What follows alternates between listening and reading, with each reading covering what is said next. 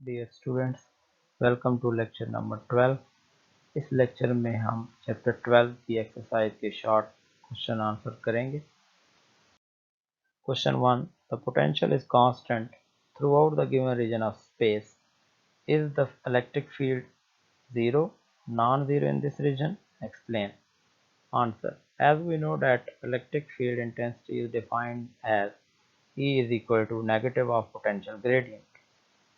So in the question, it is given that potential is constant. That is, there is no change in potential. Delta V is equal to 0. Put this in equation 1. E will become equal to 0. The electric field is 0. Suppose that you follow an electric field line due to positive point charge. To electric field and potential increases or decreases. अगर हम एक positive point charge की line को follow करें तो electric field और electric potential decrease होंगे या इंक्रीज होंगे।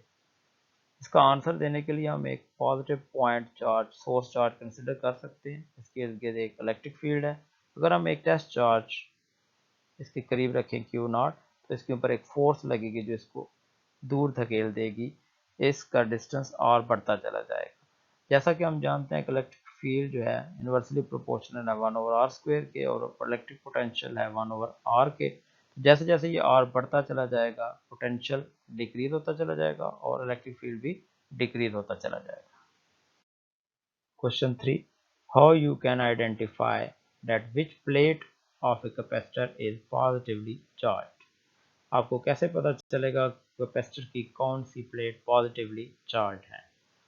इसका आंसर देने के लिए हम एक कैपेसिटर कंसिडर करते हैं। अगर हमारे पास एक पॉजिटिव प्लेट है और दूसरी नेगेटिव प्लेट है, इन अगर एक हम टेस्ट चार्ज लें जो कि पॉजिटिव प्लेट के करीब रखें तो ये टेस्ट चार्ज पे पॉजिटिव अगर टेस्ट चार्ज है तो ये अवे मूव करेगा।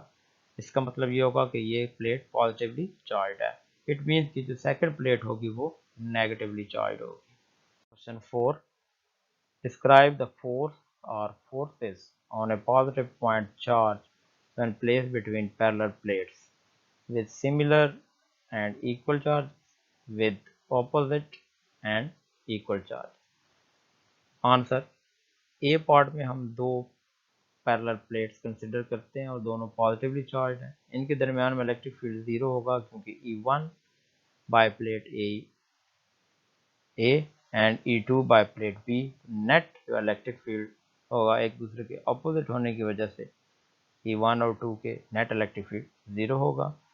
बी पार्ट में हम एक पॉजिटिव प्लेट कंसिडर करेंगे, दूसरी नेगेटिव। इसके अंदर हम कोई टेस्ट चार्ज रखेंगे तो टेस्ट चार्ज पॉजिटिव प्लेट से अवे जाएगा और नेगेटिव प्लेट की तरफ मूव करेगा। तो नेट इलेक्ट्रिक फील्ड जो होगा सम ऑफ E1 एंड E2 होगा, दैट इज E।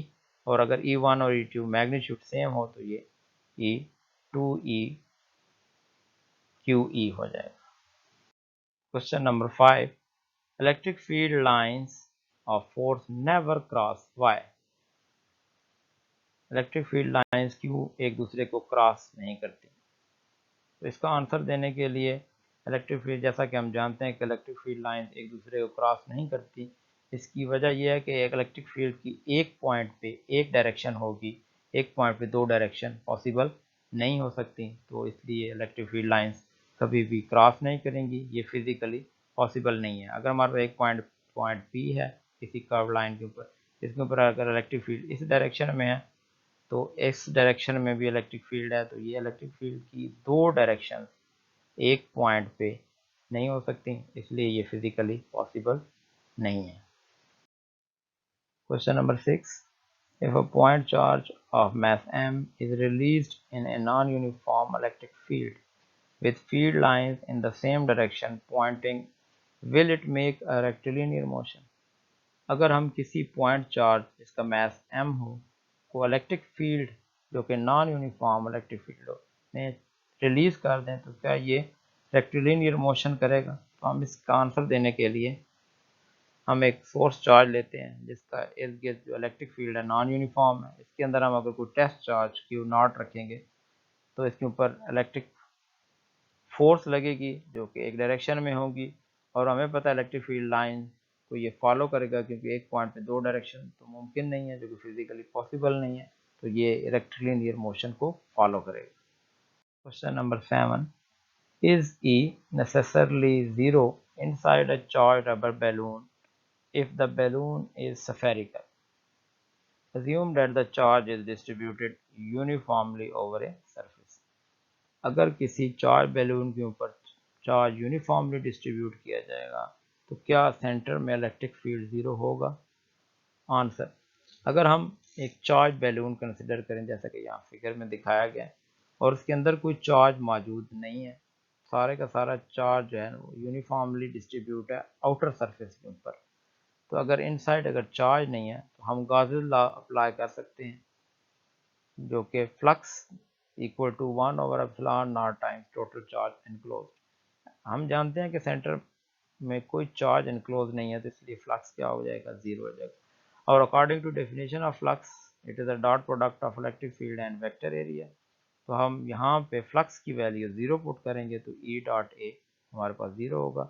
एरिया एक वेक्टर क्वांटिटी और एरिया ज़ीरो नहीं हो सकता, इसलिए हमारे पास ये इलेक्ट्रिक फील्ड जो है इनसाइड ज़ीरो हो जाएगा। Question number 8, is it true that Gauss's law states that the total number of lines of force crossing any closed surface in the outward direction is proportional to the net positive charge enclosed within the surface? Question number 8 में ये कहा गया कि गाउसेस law क्या ये state करता है, ये ठीक है कि टोटल नंबर ऑफ लाइंस जो किसी भी क्लोज सरफेस से पास हो रही हैं बाहर की डायरेक्शन की तरफ, वो प्रोपोर्शनल होती हैं नेट पॉजिटिव चार्ज जो किसी भी सरफेस के अंदर होता है। तो आंसर देने के लिए हम कंसिडर करते हैं कि अबव जो स्टेटमेंट है ये ट्रू है। उसको हम जस्टिफाई करने के लिए इलेक्ट्रिक फ्लक्स की डेफिनेशन करेंगे। इलेक्ट्रिक फ्लक्स क्या है? It is the number of electric field lines passing per unit area. तो अकॉर्डिंग टू गाउसेस लॉ, हम गाउसेस लॉ को जानते हैं कि इलेक्ट्रिक फ्लक्स होता है 1/ε0 टाइम्स टोटल चार्ज एनक्लोज्ड। तो इलेक्ट्रिक फ्लक्स को हम लिख सकते हैं ये 1/ε0 टाइम्स जो है वो ε0 कांस्टेंट है, तो टोटल चार्ज एनक्लोज्ड।